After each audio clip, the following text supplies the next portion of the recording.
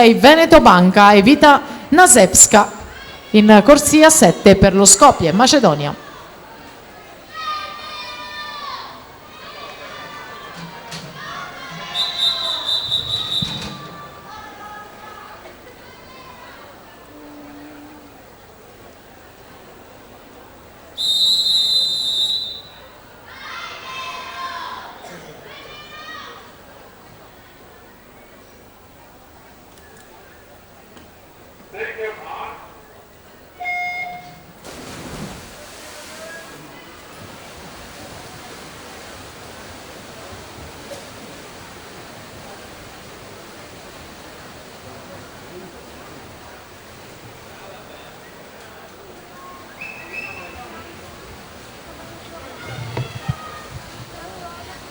In acqua Glaia Pezzato, con lei Veronica Lucchese, entrambe nazionale giovanile per la Pezzato, vittoria ai campionati italiani giovanili, 2 titoli per lei nel palmarès, argento al 5 nazioni con la 4% stile libero. Veronica Lucchese, che nuota al suo fianco in quinta corsia, è stata finalista con la 4x200 agli Euro Junior, vincitrice di 2 ori e 2 argenti in Coppa Komen.